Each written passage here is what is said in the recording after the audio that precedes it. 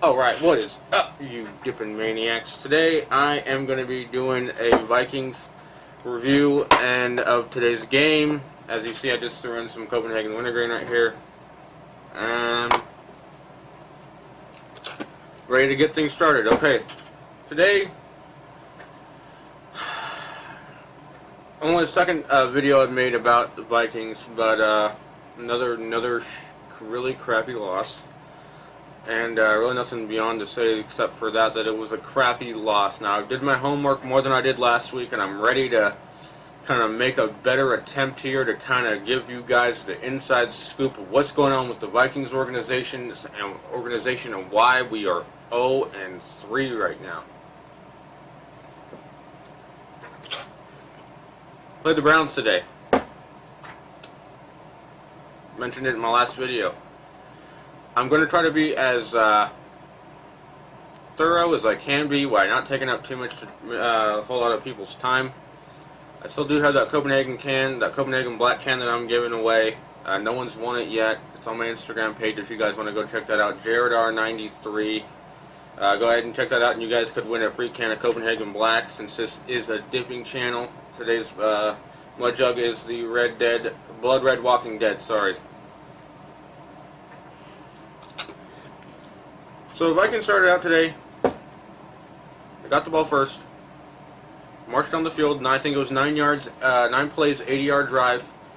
Adrian Peterson in for the touchdown. Ponder showed a lot of good plays on that drive. Ensuing drive for the Browns, they went 3 and out. And unfortunately, a lot of the Vikings fans started to look around and were like, hey, we're going to win this game. It's going to be a blowout. But not so fast. By the end of it, guys, we lost the same way we lost last week against the Bears, but it's still only week 3. Can you believe it? Still only week 3, yet half the Vikings fans that I'm reading comments posted on Daily Norseman are ready to jump ship and abandon ship and start getting ready for next year. Alright, the problem with Vikings fans is anytime we're not blowing a team out of the water, anytime we turn the ball over, since Vikings fans have been through so much since 1961 when they first came into the league, they just have no faith in their team whatsoever, at all. So, it's week 3, guys. We're 0-3. We could go 0-16, but we could still go 13-3. Alright? It's not time to give up yet. I'm wearing my Harrison Smith jersey today. This is exactly what I was wearing today when I was watching the game. I tried to switch it up. I wore my Cordell Patterson the first week, my Greg Jennings the second week, and I moved on to my Harrison Smith this week. Maybe, and he did have a pick today, so maybe next week I will wear my Adrian Peterson because I want him to have a big day, but Jerome Felton will be back next week as starting fullback. Now, I was going to say this because look at the scores of teams that are thoroughly predicted to just kick the crap out of their opponent, and look at how many teams do it. Today, Seattle played Jacksonville. Thoroughly outplayed them, won 45-17. Okay, these are decisive wins. Chicago at Pittsburgh. Pittsburgh was coming back, but they just had a crap fest over there, and Chicago won 40-23. All right, Baltimore crapped all over Houston today, 30-9. With the exception of the Titans game last year, whenever the Vikings are playing an underwhelming opponent, when they're predicted to win big, since both at post-Brett Favre era, and even 2010 when he was there in the team, I call those, and everyone on the Vikings Daily Norseman calls those trap games, because the Vikings organization hears all week, and they get their heads up their ass, and they think that they're just going to waltz in there and pull out a win. And what the hell do you know? They lost to the Browns. Now, I'm not going to try to discount the Browns franchise, but let's be clear here. They're the fucking Browns. Okay? Haven't done diddly poo in who knows however long, alright?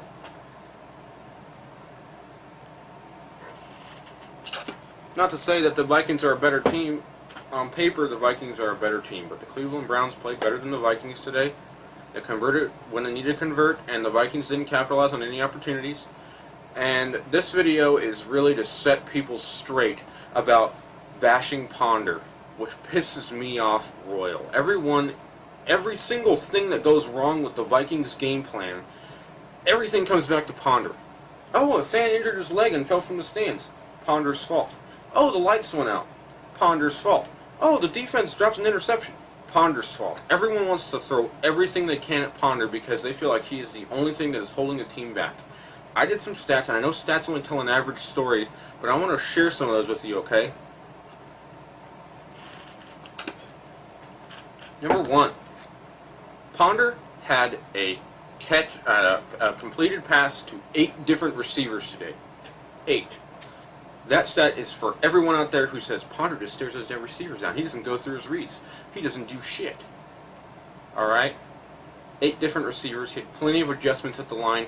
The only pick he threw was a ball that was batted into the air at the line of scrimmage, okay? That was it. Beyond that, he made every right play that he could have possibly made.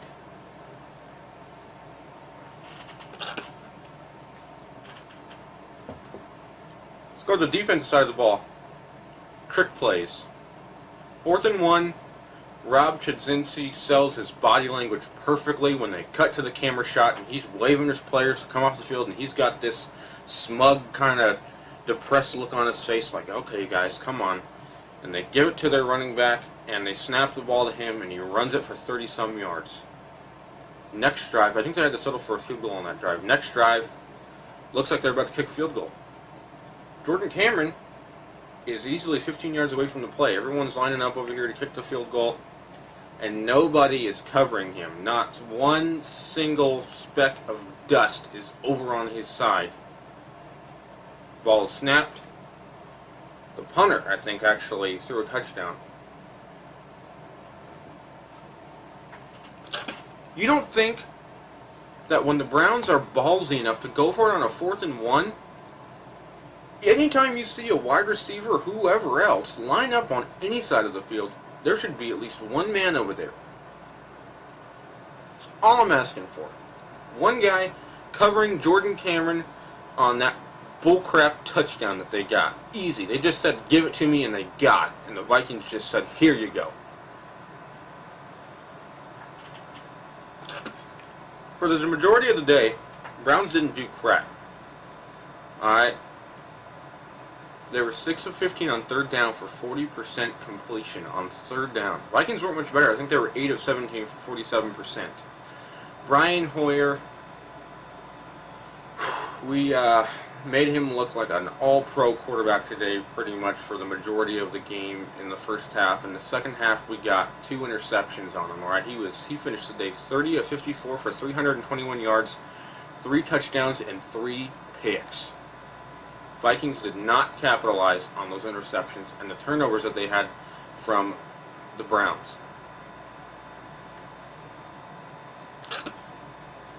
Everyone wants to put it on the shoulders of the offense, and I'm here to tell you that is crap, okay? Defensively, scoring, we are 3rd worst in the league with 96 points given up over 3 games. That's not Christian Ponder's fault. The 2 other teams who have given up more points than us are also 0-3, Washington Redskins and the New York Giants. Go fucking figure. Offense is 6th best in the league with 27 points per game and 81 points total. That's not Ponder's fault. That's a damn good thing.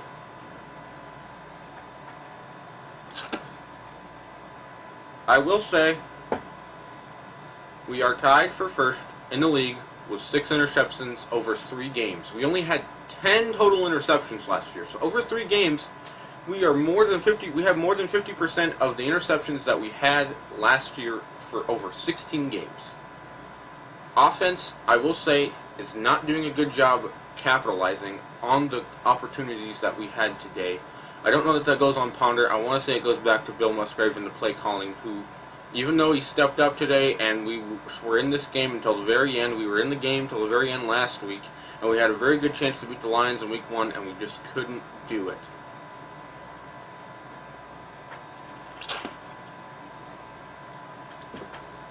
Defensive side of the ball. We are 30th worst in the league with 4 quarterback sacks. I don't know what's going on with this defensive front. Everyone's saying the defense is old. That's crap. All right, we got one of the youngest secondaries in the league. After Winfield left, he was like 36. All right, we got Xavier Rhodes, who's a rookie. We got Chris Cook, and Marcus Sherrills, who are both very young. We got a Harrison Smith at safety, who's one of the best safeties in the league, and he's only in his second season. And we got Jamarcus Sanford, who we drafted in the 7th round of 2010 or 2009, I want to say. That is not an old defense. The only other, I think the oldest spot on our defense we have is Kevin Williams, a defensive tackle, and Chad Greenway, who's our outside linebacker. That's it. That's not an old defense, all right? Compared to other defenses in the league, like the Steelers defense, that is a really young defense. Compared to 2010, when the average age of our players on defense was 30 years old, that is a young defense. And I'm tired of hearing that.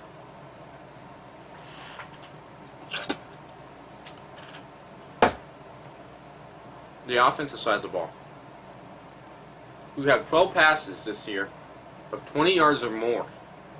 2 passes this year of 40 yards or more. They finally got Cordero Patterson involved in the game today, and Ponder is doing some very good things with the deep ball. I don't want to hear that Ponder has no accuracy to throw it deep, because obviously he's got 12 passes of 20 yards or more. 2 passes of 40 yards or more. I mean, that's great.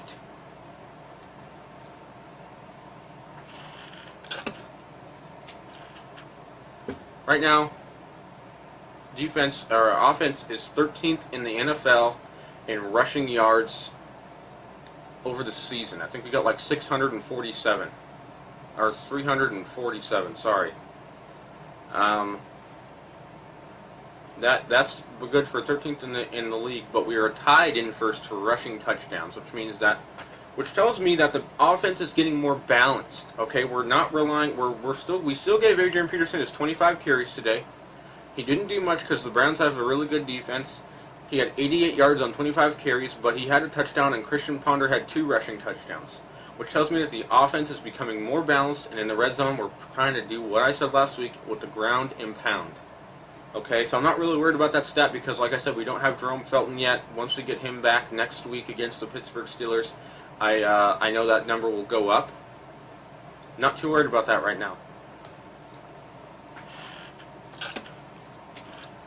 On the defensive side of the on the offensive side of the ball, 22nd in the league in passing yards. Last year we finished the season 31st in the league in passing yards per game. And I think that speaks volumes about how this offense is becoming more balanced. And yeah, you're saying, and you're looking at me saying, look, all those stats are great, and all those average story stats are great, but it's not worth shit if it doesn't translate into wins. And I agree with you. I agree with all of you on that 100%. But sitting back and blaming Ponder and saying that we're going to tank the season and we're just going to be drafting Teddy Bridgewater, unfortunately, unless we totally blow the season and Ponder throws 30 picks, you're not going to see us drafting a quarterback next year. And at the very least, you're not going to see us drafting a quarterback before probably round 3 or round 4, depending on how Spielman runs his draft next year. I don't even know why we're talking about the draft and next year when it's week fucking 3 of the NFL season. Week 3, you guys. Week 3.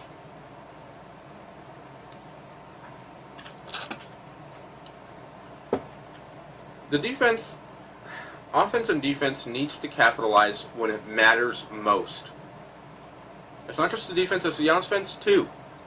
You can sling the ball up and down the field all day long if you're Christian Ponder, and you can let him go 6 for 15 on 3rd down for 40%, but it's not going to do crap if you don't stop him when it matters most. And on a 3rd down and goal play, you've got to know that the ball is going to be thrown to the best person on the Browns team, which would either be Josh Gordon or Jordan Cameron, who is the most reliable target for the Browns quarterbacks this year.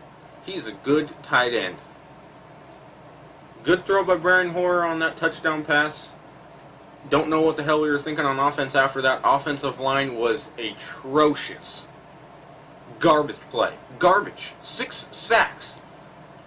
And I'm not trying to take away anything from the Browns' defense. They have a very good defense up front, and their defense all around is pretty dang good, minus the secondary outside of Joe Hayden. but 6 sacks for the Browns today. Ponder was under pressure all day long. All day. That can't happen, you guys. Vikings are leaving tomorrow for London. It's considered a home game. Doesn't matter. The Pittsburgh Steelers and us are both 0-3 right now. There is no reason that we can't go to London and get a win against the Pittsburgh Steelers team, who I think is running the ball for the worst total in the NFL right now. I think. That's not an accurate stat. But the Vikings always seem to play to the level of their opponents. You look at the teams that kick the crap out of their opponents today, and the Vikings just have a way of playing to not lose football. They don't play to win football, they just play not to lose. Okay? And that's not how you win games in the NFL. And it doesn't fall on Ponder, but the majority of it falls on the defense. Giving up 321 yards to a third-string quarterback is inexcusable. Linebackers played pretty dang good today. When Chris Cook went out with the injury, Marcus Sherrills at cornerback played pretty good. They were rotating in out Marvin Mitchell and Desmond Bishop played a very good game today. But overall, I would like to see Mike Motti starting at middle linebacker. I would like to see Desmond Bishop take over full-time at right outside linebacker, and I would like to see Chad Greenway stay where he's at in left outside linebacker. I think that's a very formidable linebacking corps.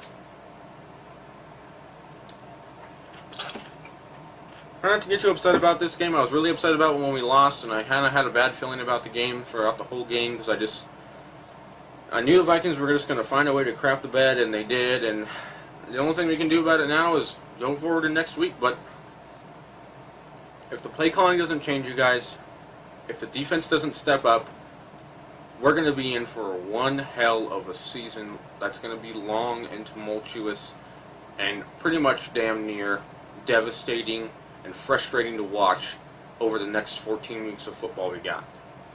Vikings need a break.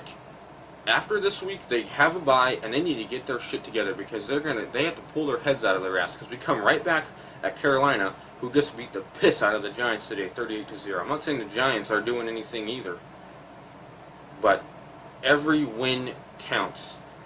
I mean, you look at the cake schedule. I mean, now with where we're at right now, last year kind of seems like a fluke, because we started out last year 2-1, and now we're 0-3. Just like that, you guys, we're 0-3, winless. We don't have a single win yet.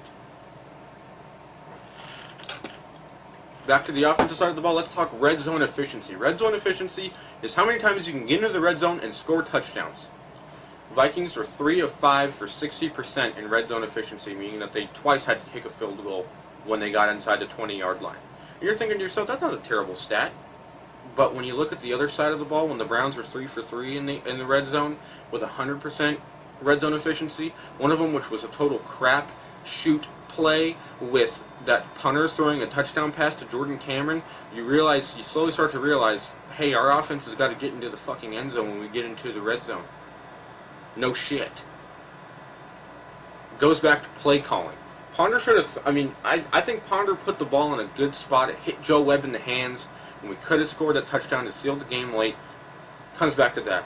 Can't finish football games. You cannot play 57 minutes of decent defense and expect to win a football game. You cannot go 3 of 5 in the red zone for 60%, even though it seems like a decent number, and expect to win a football game. You cannot let a third-string quarterback... I don't even know if Brian Hoyer will ever throw for 321 yards and 3 touchdowns again in his career, okay? I don't know that he ever will do that again. And it just had to be the Vikings off defense that had to be the recipients of that crap.